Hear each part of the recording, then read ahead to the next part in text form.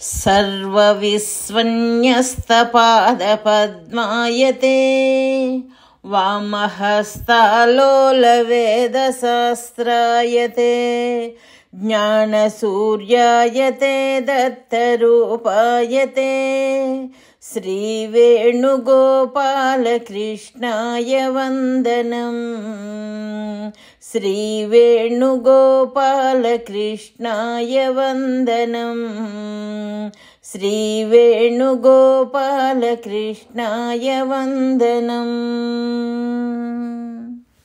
శ్రీ దత్తస్వామి వారి దివ్య సందేశము. హిందూ మతము యొక్క తత్వము.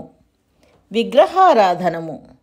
వేదమే పరమ ప్రమాణము అని బ్రహ్మసూత్రములు చెప్పుచున్నవి. 1. ఆచార్యులు కూడా ఏ సిద్ధాంతమైన వేద ప్రమాణము ఆధారముగా ఉంటేనే భాష్యాలలో పలుకుతారు. శ్లోకములు వేదార్థాన్ని అనుసరించి ఉంటేనే అంగీకరిస్తారు. 2. ఇది సనాతన పండిత సంప్రదాయము. విగ్రహములను ప్రతీకలుగా ఆరాధించాలి. ప్రతీక అంటే అందుబాటులో లేని తత్వానికి ప్రతినిధిగా మరి ఒక వస్తువును ఉంచి ఆరాధించుట. వాక్కులకు, మనస్సుకు, బుద్ధికి, తర్కానికి, ఊహలకు సైతము పరమాత్మ అందడని వేదాలు పదే పదే ఘోషిస్తున్నాయి. ఆ పరమాత్మకు ప్రతీకగా సృష్టిలోని ఒక వస్తువును పెట్టుకుని ఆరాధించమని వేదమే ఆదిత్య విద్య ప్రకరణంలో చెప్పింది. అయితే సృష్టిలో ఏ వస్తువు, ఏ జీవుడు పరమాత్మ కాదని చెబుతూ ఈ సూర్యమండలము కూడా పరమాత్మ కాదని స్పష్టముగా చెప్పినది. సృష్టిలో ఏ వస్తువులోనూ పరమాత్మ లేడని, కేవలము సృష్టికి ఆధారముగానే ఉన్నాడని వేదము మరియు గీతలు పలుకుచున్నవి. ఉపాసన అనగా మనస్సుతో ధ్యానమునకు, వాక్కుతో స్తోత్రానికి సంబంధించినది. జడములకు క్రియాత్మకముగా సేవ చేయుట వీలు కాదు. విగ్రహములు నైవేద్యము పెడితే తినవు. దీపారాధన కాంతిని చూడవు. ఊదువత్తుల వాసనలను పీల్చవు. కర్పూర నీరాజనముల కాంతిని ఉపయోగించుకొనవు. అర్పించినది అనుభవించుటను యజ్ఞము లేక యజ్ఞ అంటారు. పంచభూతములు అయిన జడములు వీటిని సేవించవు.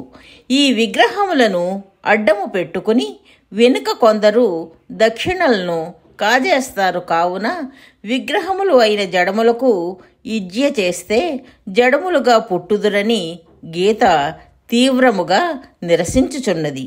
ఏ జీవుడు పరమాత్మ కాకపోయినను ఒకానొక జీవరూపమున పరమాత్మ జగత్తులోనికి అవతార రూపమున ప్రవేశించుచున్నది. అట్టి నరావతారమును అంగీకరించుటకు మదమాత్సర్యములు అడ్డువచ్చును. వాటిని పోగొట్టుటకు నరావతారములోనున్న ప్రతిమలను పూజించుట, ఆ నరావతారముల యొక్క నామజపము, ఆ నరాకారముల ధ్యానము సలుపవలెను. ఇంకను మదమాత్సర్యములు పూర్తిగా తొలగకయున్నచో చివరకు సోహం భావముతో నీవే పరమాత్మవు అని బోధించినారు. దీనితో ప్రాణిని ఆరాధించుట అనగా తనను తాను పరమాత్మగా అంగీకరించుట సాధ్యమగును. అనగా పరమాత్మ తన వంటి నరుడే అన్న భావమును కలిగించి తనలాగా సర్వనరులు పరమాత్మయేనని చెప్పటము ద్వారా నరావతారమును స్పష్టము చేయుటయే ఈ విధముగా చెప్పుటలోని ప్రధాన ఉద్దేశ్యము. సూచన: ఆధ్యాత్మిక జ్ఞాన ప్రచారము చేయడము భగవంతుడికి అమితమైన ఆనందాన్ని కలిగిస్తుందని శ్రీకృష్ణ పరమాత్మ శ్రీమద్ భగవద్గీతలో చెప్పియున్నారు. అందుకే జ్ఞాన యజ్ఞేన తేనాహం అని గీతలో అన్నారు.